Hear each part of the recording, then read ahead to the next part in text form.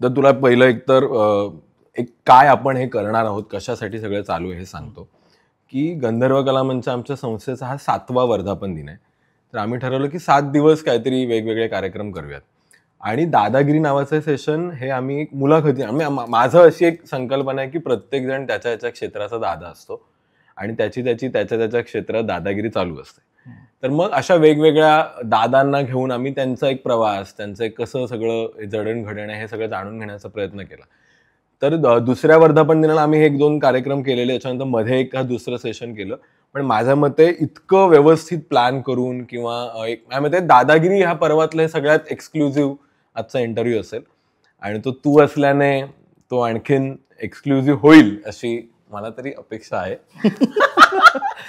आणि हाच सगळं एक म्हणजे मला एक खूप जाणवलं की आता बिग बॉसचं मागचं आता 5 जे पर्व झालं ते यशस्वी आल्यानंतर तुझे बरेच इंटरव्ह्यू झाले जसं तू म्हणालास. म्हणजे बऱ्याच वृत्तवाहिन्यांसाठी झाले किंवा सोशल मीडिया पेजेससाठी झाले आणि ह्यातून सगळंच म्हणजे ते तू उलगडलं गेलं की मी सूरज चव्हाणचं कास्टिंग कसं झालं, मग अभिजित सावंत कसा हो म्हणाला आणि हे सगळ्या गोष्टी. पण एक मी आता 2-3 महिने मी तुझ्यासोबत ज्या प्रोसेसमध्ये होतो तर मला जाणवलं की एक त्याच्या व्यतिरिक्त एक केतन माणगावकर आहे आणि तो समजणं, तो कळणं जास्त फायदेशीर आहे आमच्यासारख्या मुलांसाठी जी नाट्यक्षेत्रात किंवा नाट्यक्षेत्राच्या पलीकडे जाऊन एक कलाकार म्हणून काहीतरी करतायत.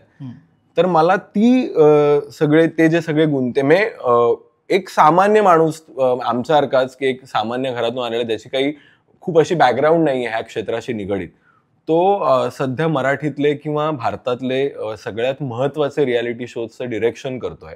तर हे खूप मोठी अचिव्हमेंट आहे आणि कुठल्याही ह्या क्षेत्रात शिरू पाहणाऱ्या नवख्या मुलाचं हे स्वप्न असू शकतं किंवा हे गाठणं. पण तो एक मार्ग कसा सापडेल ते जास्तीत जास्त आपण ह्या इंटरव्ह्यू मधून उलगडण्याचा प्रयत्न करूया. तुमचं नाट्य मंडळ बरोबर, तर बरेच कलाकार नाट्य मंडळातून बाहेर पडलेत किंवा त्यांच्या एकांकिकांच्या चर्चा अजून आहेत आणि आत्ताही म्हणजे मुंबईत किंवा महाराष्ट्रात जे काही प्रामुख्याने जी नाट्य मंडळ चालू आहेत किंवा तितक्या चुरशीने ह्या सगळ्या स्पर्धांमध्ये भाग घेतात त्यांपैकी एक डहाणूकर आहे. तर मला त्यांची एक प्रोसेस काय आहे, आता साधारण आमचं आता आम्हाला माहिती आहे जवळपासचे जे कॉलेजेस आहेत रुईया, माटुंग, MD असेल, रुपारेल असेल, पोद्दार, तर त्यांच्या आम्हाला प्रोसेस माहिती आहे कारण साधारण दिग्दर्शक सारखे आहेत किंवा आम्ही एकमेकांना भेटतो एलिम पहिल्या झोन वाईज आम्ही एकत्र असतो. तर त्यामुळे आम्हाला ती एक प्रोसेस माहिती आहे की आता माहित असतं की रुईयाचा मॉप कसा येणार आहे किंवा त्यांची एनर्जी कशी लागणार आहे किंवा MDचं कसं असणार आहे. पण मला डहाणूकर विषय ते कायम एक कौतुक आहे किंवा एक कुतूहल आहे. तर मला एक ते थोडं सांगशील तिकडचं एक प्रोसेस काय आहे किंवा तिकडचं एक वातावरण कसं आहे. तुमचे ऑडिशन्स होतात किंवा तिकडे कसे दिग्दर्शक संहिता तुम्ही वाचता, मग कोणी टीचर्स इन्व्हॉल्व्ह होतात, मग ते अप्रूव्ह होतात. एक डहाणूकरची मला एक प्रोसेस जाणून घ्यायची आहे की एक नट म्हणून तुम्हाला ती कशी पूरक आहे ह्या सगळ्या गोष्टींमध्ये. मी तुला आता सांगेन की डहाणूकरची आत्ताची प्रोसेस खूप बदलली आहे. आत्ताची प्रोसेस कदाचित इतर कॉलेजेस प्रमाणेच असेल की एक दिग्दर्शक येतो, एक स्क्रिप्ट घेऊन येतो आणि मग तो काही ऑडिशन्स घेतो आणि मग कास्टिंग होतं. आत्ता त्या प्रकारे झाली असेल. पण ज्या वेळेला मी कॉलेजला होतो आणि त्याच्या आधी 15 वर्ष एका प्रकारची प्रोसेस होती. कारण आमचे जे दिग्दर्शक होते विश्वास सोहनी, अच्छा okay, one of the well non director आणि खूप सिनियर डिरेक्टर आणि successful director in a inter collegiate circle असं मी म्हणेन. तर मी खूप लकी आहे कारण मी त्याला गुरु मानतो आणि मी त्याला अहोजावो करण्याच्या जागी अरेतुरे करतो कारण तशी शिकवण आहे. म्हणजे पहिल्या दिवशी मी त्याला सर म्हटल्यानंतर तो मला म्हणाला आपण मित्र आहोत. आणि मी असं म्हणेन की ते मी माझ्याकडे पण घेतलंय. म्हणजे मी माझ्याबरोबर कोणी काम करत असेल कितीही वर्षाचं असेल, मी त्यांना सांगतो की मला सर म्हणायचं नाही, अहोजाव करायचं नाही, अरे केतन म्हणून हाक मारा, काही प्रॉब्लेम, आपण मित्र आहोत. आणि that is how it has to be. कळलं का? म्हणजे मला अजूनही तो क्षण आठवतो की मी 11वीत होतो, पहिलं वर्ष, आणि तुलाही माहिती आहे की पहिल्या वर्षी दिग्दर्शक आपल्याशी बोलला हीच मोठी गोष्ट असते.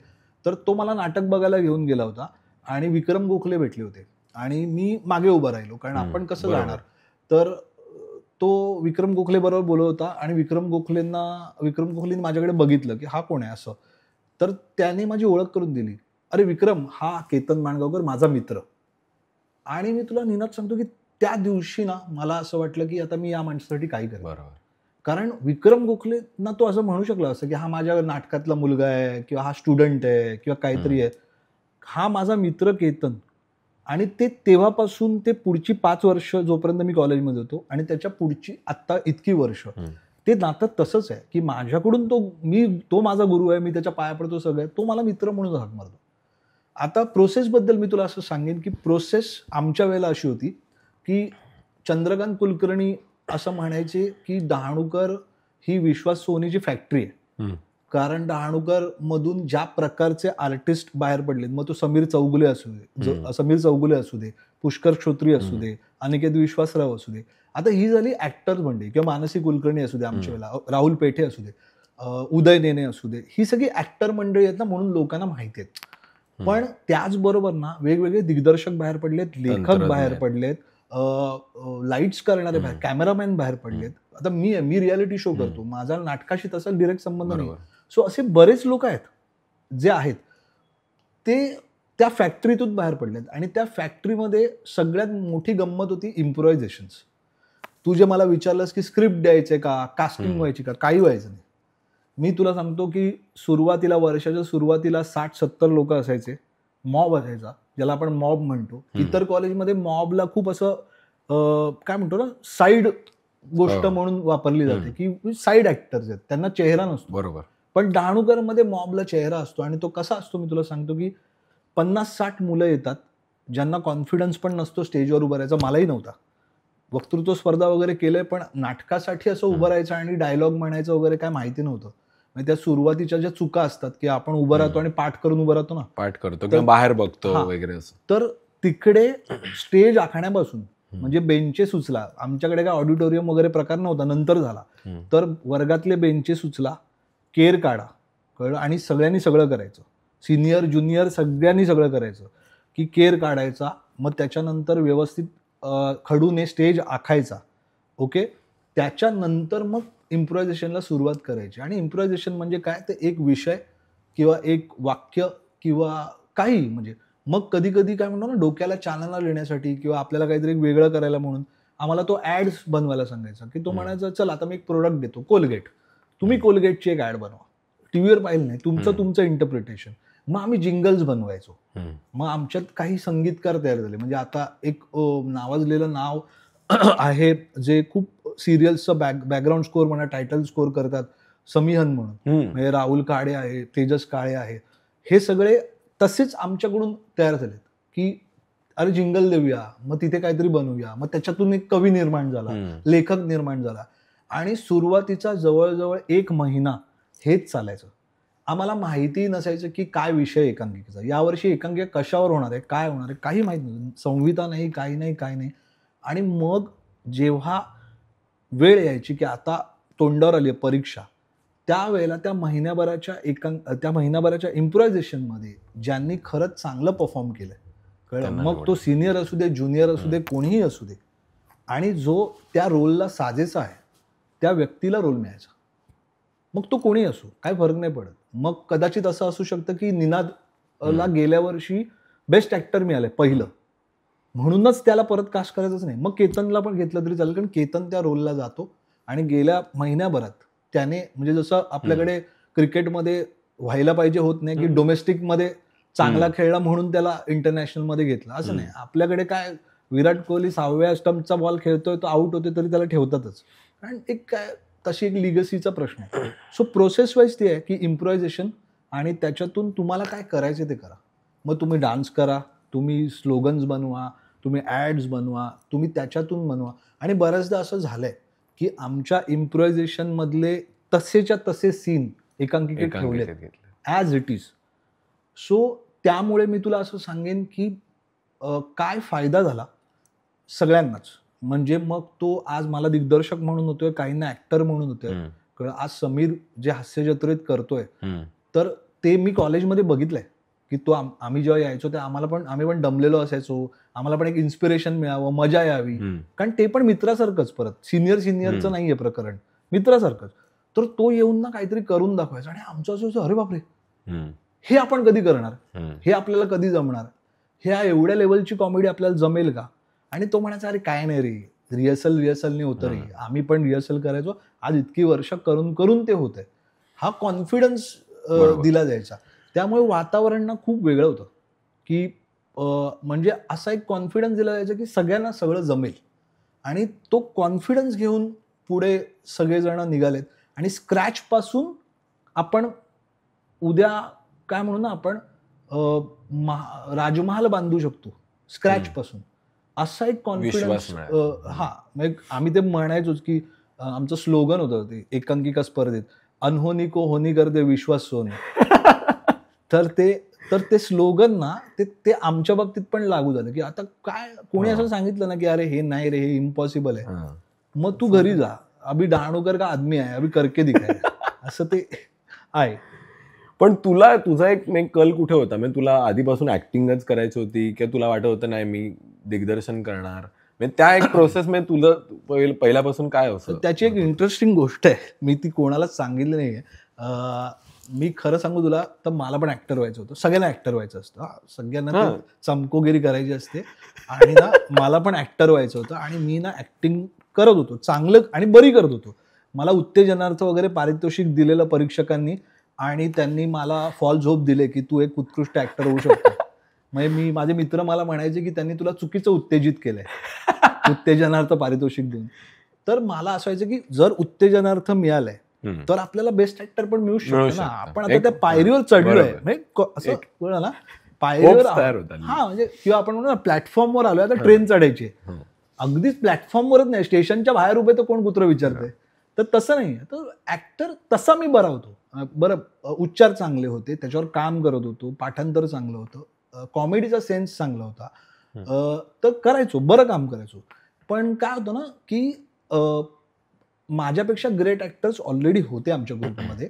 आणि त्याच्यानंतर एकदा एक थॉट आला की आज डहाणूकरमध्ये ही परिस्थिती आहे. म्हणजे मी समजा डहाणूकरमध्ये मी ऍक्टर म्हणून 5व्या क्रमांकावर असेल किंवा 10व्या क्रमांकावर असेल. आता रुईयामध्ये रुईयाचे ऍक्टर आले, रुपारेलचे आले, MDचे आले, साठेचे आले, इकडचे आले, तिकडचे आले. आता हे झालं मुंबई, मग महाराष्ट्र, मग इंडिया, भारत, मग आपण कुठे आहोत, असा एक थॉट आला. मग मी माझ्या मित्रांना विचारलं की जेन्युअनली, म्हणजे मी 11वी 12वी इमाने एदबारे काय म्हणतो ना ऍक्टरच बनायचं स्वप्न ठेवलं होतं. आणि मी माझ्या मित्रांना विचारलं, म्हटलं अरे असा मला विचार आलाय, तुमचा काय विचार आहे? बरं, एकाला विचारलं, आमचा राहुल पेठे तर तेव्हा बेस्ट ऍक्टर पहिलं वगैरे मारलं होतं, एक सुहास कांबळे आमचा सर्वोत्कृष्ट विनोदी अभिनेता मारलं होतं ह्याच्यासाठी INT साठी.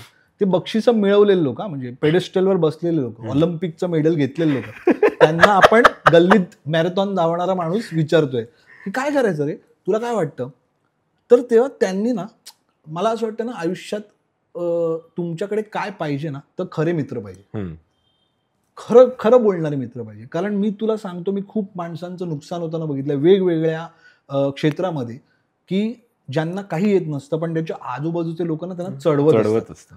एकतर खोटं चढवत असतात, किंवा मग खरंच प्रेम असतं ना की आता ह्याला कसं सांगणार ना की तू वाईट ऍक्टर आहेस किंवा तू वाईट सिंगर आहेस, पण त्याला चढवत असतात की अरे ना काय गातोस यार तू, आणि मग हा गातो, आणि मग ते सगळ्यांनी ऐकायचं कशाला. तर मी ना लकी होतो की माझे मित्र जे आहे ना ते खूप खरं बोलणारे होते. तर ते मला काय म्हणाले माहिती, ते मला म्हणाले की तू आपल्या ग्रुपमध्ये ॲव्हरेज ऍक्टर आहेस, ओके, किंवा आपण कन्सिडर्स करू तू वाईट ऍक्टर आहेस, ओके, तर तू जगात किती वाईट ऍक्टर असेल हा विचार कर, आणि सुधरून तू किती चांगला होशील. करू आपण काहीतरी करू, प्रोसेस करू. आणि तो पुस्तकात चांगलं वाटतं की कोळसा काय म्हणतो एक दिवशी हिरा होणार, फिनिक्स वगैरे, हा राखेतून फिनिक्स, किंवा अरे सोना तपते ही सोना बन जातं, हे सगळं सिनेमात नाटकात चांगलं वाटतं. रिअलिस्टिक वेळमध्ये आपल्याकडे किती वेळ आहे, आपल्याकडे अजून 3 वर्ष आहेत, मग ग्रॅज्युएट होणार, आणि मग आपल्याला पोटा पाण्यासाठी काहीतरी करायला लागणार, कळलं.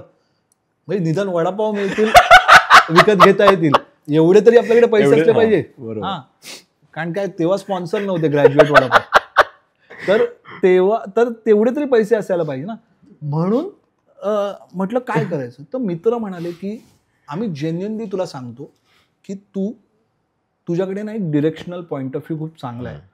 तू जे विश्वासच्या बाजूला बसून, म्हणजे अशी खुर्ची असायची दिग्दर्शकाची किंवा बेंच असायचा आणि बेंचच्या बाजूला मी तिकडे बसायचो आणि मी विचार करायचो की हा ब्लॉकिंग कशी करतोय नाटकाची, हा काय कुठल्या सीन नंतर कसं करतोय. स्क्रीन प्ले असतो ना नाटकाचा आपला, तसंच स्क्रीन प्ले चुकीचा शब्द आहे, संहिता असते.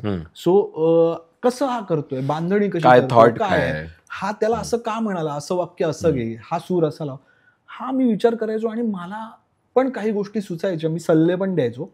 तर त्याच्यामुळे ते मला नंतर छोटा विश्वास म्हणून पण चिडवायला लागले. तर ठीक आहे, मला काय त्याच्यात गौरवच होतो मला. तर मुद्दा असा आहे की ते मला म्हणाले तू दिग्दर्शनाकडे तुझा जास्त हे आहे, आम्हाला असं वाटतं की तू दिग्दर्शक व्हायला पाहिजे. तोपर्यंत माझ्या डोक्यात असं काही नव्हतं दिग्दर्शक वगैरे व्हायचं.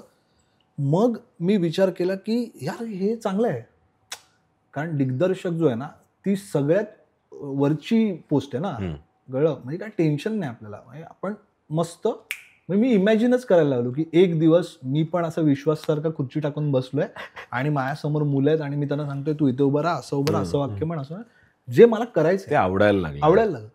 हा, पण साईड बाय साईड दुःख होतं की अरे ऍक्टर नाही होत आहे. बरं, किती आपले मित्र चांगले असले ना तरी पण कॉलेजमध्ये आपल्याला एक असं वाटत असतं की हे ठासायलाच बसलेत. तर मला एकदा असा डाऊट पण आला की ना हे आपला काटा काढतायत की काय, म्हणजे आपण खरोखरच आपण आहोत, आपण त्या प्रोसेसमध्ये आहोत. एक आपल्याला चांगला रोल मिळाला पाहिजे, मग आपण मार्लन ब्रँडोला बाजूला करून गॉडफादरला आपणच असं आपलं एक, म्हणजे त्याचा रिमेक झाला तर आपल्यालाच घेतील भविष्यात, कळलं, असं एक आपल्याला वाटतं. त्यांना हवाय म्हणून कदाचित ह्यांना कॉम्पिटिशन म्हणून बाहेर काढतायत की काय. म्हणून मी थेट विश्वासला गाठलं आणि विश्वासला मी म्हटलं अरे विश्वास असं असं आहे, तर तुला काय वाटतं, तू काय म्हणतोस. तर तो म्हणाला की फॉर अ चेंज ना ते बरोबर बोलतात. आणि तिथे माझं अवसान गळालं. मला असं झालं यार आपण खरंच. तर त्याने मला पण वाईट वाटलं की ऍक्टर मे असं, प्रचंड वाईट वाटलं. कारण बघ काय असतं ना, ऍक्टरला काय ग्लॅमर असतं ना ते तुलाही माहिती आहे, आणि कॉलेजमध्ये अजून ग्लॅमर असतं ना रे.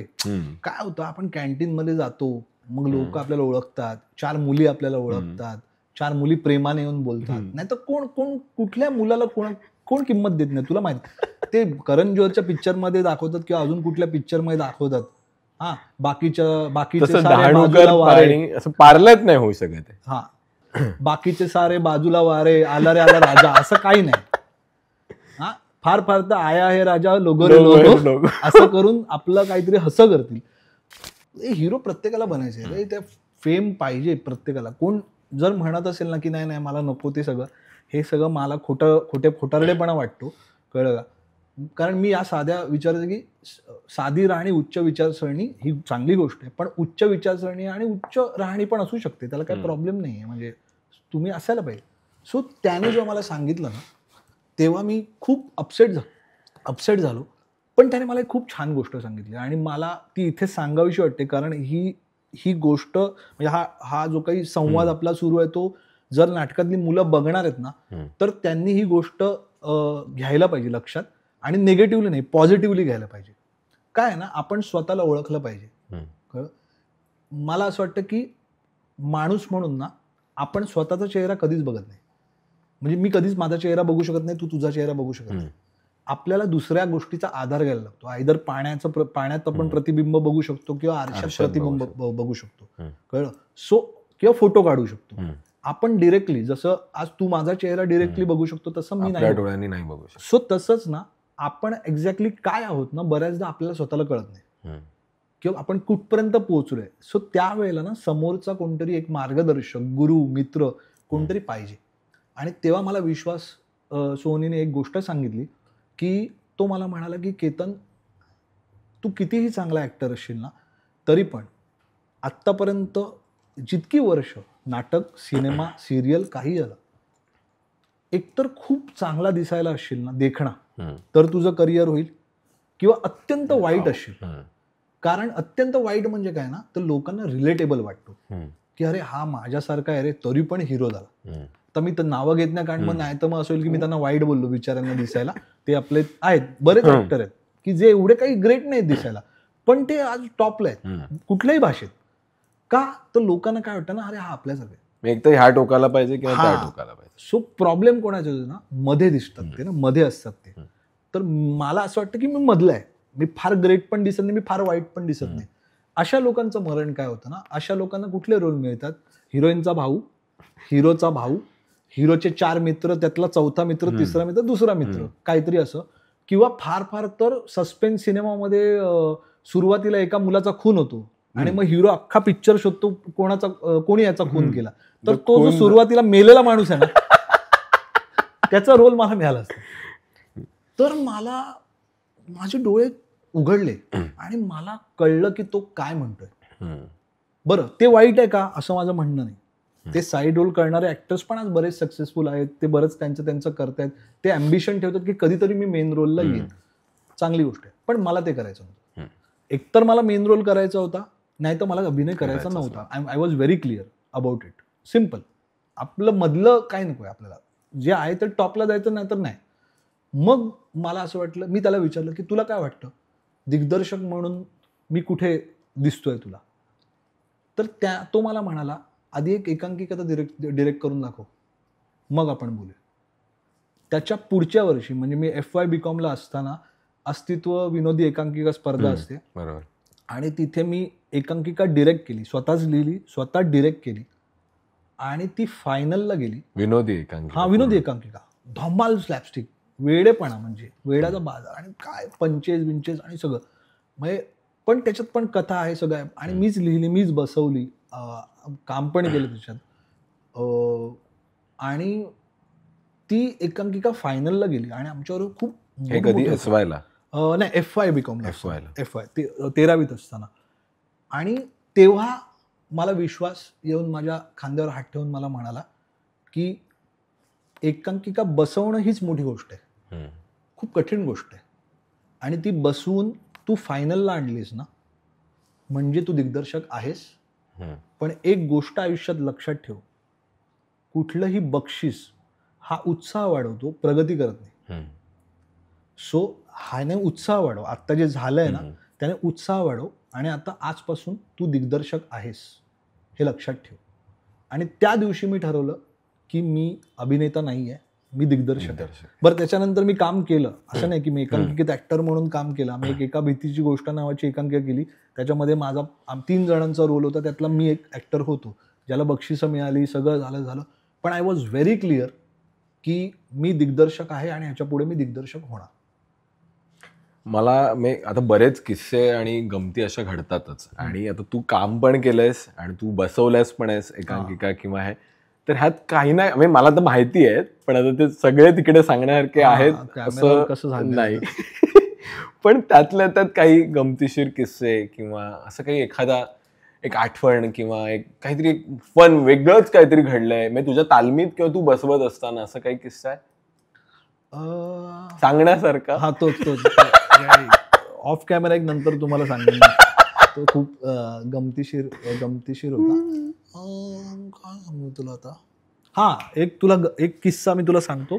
ते मला ते गाणं पण ऐकायचं आणि ते पंजाबी आणि ते काहीतरी होतं ना ते. अच्छा, हा, तो सांगतो. काय झालेलं ना की एकांकिका स्पर्धेत ना आपल्याकडे खूप गहन विषय घेतले जातात, आणि मग ते सिरियस नाटक, आणि मग ते सिरियसच करा तरच बक्षिसं मिळतात, असं एक काहीतरी काय म्हणतो ना ते आहे, तसा एक माहोल तयार झालाय पहिल्यापासून की काहीतरी असा विषय आणा ना म्हणजे काळीज हल्लं पाहिजे लोकांचं, आणि वाक्य पण तशी अगदी पल्ल्याची, किंवा तुम्ही असं काहीतरी शिकवा म्हणजे लोकांना मेसेज वगैरे द्या.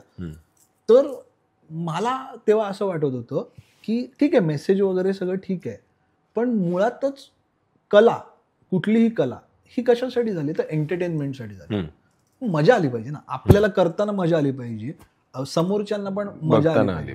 म्हणजे कंपॅरिझन नाहीये, पण आज प्रशांत दामले इतकी वर्ष जे करतात, कुठेही छछोरपणा न करता, कुठेही पातळी न ओलांडता मजा, म्हणजे लोक आपली दुःख बिख्ख विसरून ते 3 तास वेड्यासारखे हसतात, एन्जॉय करतात, कधी पटकन डोळ्यात पाणी येतं, काय होतं. सो डोक्यात थॉट तोच होता की हे सगळं मेसेज फार कठीण शब्द, गहन विषय काय नाही, आपण एक धमाल टाइमपास लव्ह स्टोरीवर नाटक बसवूया. आणि मग आम्ही त्याच्यावर एकांकिका बसवायचं ठरवलं, आणि त्याच्यात असं ठरवलं की ज्याला जे येतं ना त्याने ते करायचं. ओके, मग कोणाला गाणं लिहायचं असेल, विडंबन लिहायचं असेल, काय लिहायचं असेल हे, ते तर मला ना विडंबन लिहायची जाम खाज, कळलं का. सो त्याच्यात एक सिक्वेन्स असा होता की हिरोईनचं नाव काय ठेवायचं. ओके, हिरोईनचं नाव काय ठेवायचं आणि हिरोईनची एंट्री कशी करायची. तर माझ्या डोक्यात अशी कल्पना आली की आपण ना हिरोईनचं ना आपण एक गाणं करूया पिक्चरमध्ये. पिक्चरला गाणं पाहिजे. तर मग माझे मित्र म्हणाले अरे हा मग आपण ना ते असं फुलं बिलं आणूया आणि मग फुलातून ती मुलगी धावते मग ओढणी बिडणी. मला नाही रे हे ना आपण बघितलं यार पिक्चरमध्ये. मग काहीतरी असं ना मग लोक वेडे झाले पाहिजे. लोक असे जर असे बसले असे ना असे झाले पाहिजे अरे हे काय झालं. तर आम्ही तेव्हा रंग दे बसंती पिक्चर आला होता आणि व्हेरी पॉप्युलर त्यावेळेला झाला होता. लोक वेडे झाले होते पिक्चर बघून. आणि त्याच्या चालीवर म्हणजे मोहे मोहे तू रंग दे बसंती आहे ना, तर त्याच्या चालीवर एक विडंबन दिलं. म्हटलं आणि ह्याच्यावर आपण एंट्री करूया हिरोईनची. हा हिरोईनची. तर फक्त त्या गाण्यावर एंट्री करायची. आणि कशी करायची तर आपण एक फॅशन शो करूया ज्याच्यामध्ये मुलगी चालत येईल, मुलीचे आई वडील वगैरे असे सगळे चालत येतील. फॅमिलीचीच एक इंट्रोडक्शन देऊन टाकूया. ओके, आणि कॉमेडी आहे त्यामुळे काय लॉजिक थोडंसं बाजूला ठेवायचं रे, मजा करायची असं म्हणून केवळ आणि केवळ त्या गाण्याचा अट्टास म्हणून त्या मुलीचं नाव आम्ही ठेवलं रानडे बसंती. आणि मग ते सुरू झालं आणि मग ते आहे ती रानडे बसंती यार आहे ती रानडे बसंती. अरे तिची आई रानडे आहा, मग तिची आई यायची, मग तिचा बाबा रानडे, मग बाबा लंगडा, मग तो असा लंगडा करून शकुनी मामासारखा यायचा. मग तिचा काका रानडे, तिची काकू रानडे, तिचा भाऊ रानडे, तिची बहीण रानडे. आणि असं करून ते आहे ती रानडे बसंती यार आहे ती रानडे बसंती. आणि मराठी एकांकिका. हो मराठी एकांकिका. वेड्याचा बाजार. रानडे बसंती नावाची हिरोईन.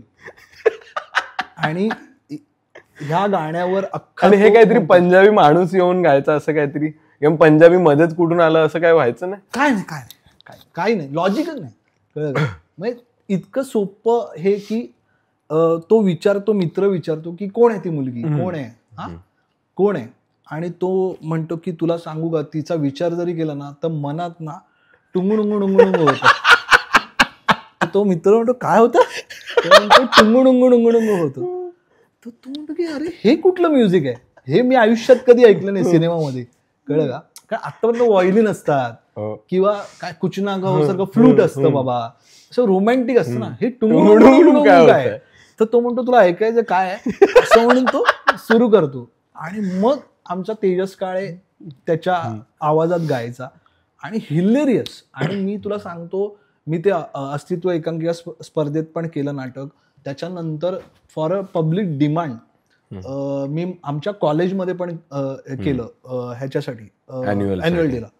आणि तुफान म्हणजे तुफान तुला मी काय सांगू. आणि त्याच एकांकिकेत मी तुला सांगतो की मला त्यावेळेला ना काय करायचं होतं, मला एकांकिका नाही बसवायची, मला सिनेमा करायचा होता. मला असं वाटलं आता आपण सिनेमा करूया. तर जेवढे आयुष्यात सिनेमा पाहिलेत त्याच्यात काय काय असू शकतं आणि आपण ते कसं स्टेजवर आणू शकतो. तर मी लिटरली तुला सांगतो की त्या एकांकिकेत मी एक चेस सिक्वेन्स बसवला होता की तो हिरो आणि हिरोईन हे बाईकने जात आहेत. आता बाईक कशी आणणं, तर ती आपली लहान मुलांची जी पायाने ढकलायची सायकल असते ती. आणि मग त्यांच्या मागे कुत्रा लागतो आणि त्या कुत्र्याचा आणि हिरो कसा हिरोईनला वाचवतोय कुत्र्यापासून, असा एक मी चेस सिक्वेन्स बसवला होता पूर्ण स्टेजवर. आणि मग त्याच्यावर ते गाणं होतं ते नाही का ते बेडकाचं गाणं आहे आणि लाईट्स आणि ते सगळं. आणि मग एक मॉबचा मोंटाज की मग ते टिपिकल नाही का ते पिक्चरमध्ये कलिंगड घेऊन येतात, कलिंगडची गाडी घेऊन येतात किंवा दोन जण काच घेऊन येतात, मग ते असे जातात, मग ते असे जातात आणि मग हिरो काच तोडून मधून जातो. असले सिक्वेन्स वगैरे पण बसवले होते मी. आणि कारण मला असं वाटलं की अरे हे नाही बघितलंय कोणी, म्हणजे एक चौकटीत नाटक अडकतंय की का असं तेव्हा वाटायचं. कारण कदाचित तेव्हा फार नाटकं बघितली नव्हती किंवा काय नाही, खूप चांगले चांगले प्रयोग होतात. पण मला असं वाटायचं की काहीतरी वेगळं करूया. सो म्हणून हे रानडे बसंती, मग हा कुत्र्याचा चेस सिक्वेन्स असलं काहीतरी करायचं. अगेन मी म्हटलं तसं की तुम्हाला काय समाधान देते, तुम्हाला काय आवडते, बक्षिसं मिळतील नाही मिळतील, परीक्षकांचा विचार करून जर आपण प्रत्येक वेळेला बसवायला गेलो ना, तर मग कदाचित 5 वर्षांनंतर आपल्याला असं वाटेल की आपण फक्त परीक्षकांपुरतच मर्यादित राहिलो किंवा ते पुढे जाणारच नाही, म्हणजे ते त्याच्यात इव्हॉल्व्ह होणार नाही काही गोष्टी. व्हॉट इफ की त्या परीक्षकांच्या जागी दुसरे परीक्षक आले, किंवा व्हॉट इफ त्या परीक्षकांनी 5 वर्ष जे तुम्हाला सांगितलं ते चुकीचं होतं आणि तुम्ही जेव्हा मेन जगात जाल तेव्हा लोकांना काहीतरी वेगळंच आवडतंय, किंवा तिकडे जे बसलेले परीक्षक आहेत त्यांना काहीतरी वेगळंच आवडतं, तर काय करा. म्हणून मला असं वाटतं की आधी तुम्हाला काय आवडतं ना ते करा, त्याच्यानंतर परीक्षकांना आवडलं तर ठीक, त्यांच्या सूचना घ्या, बदल होण्यासारखे असतील तर करा, नाही तर नका करू. Is that simple.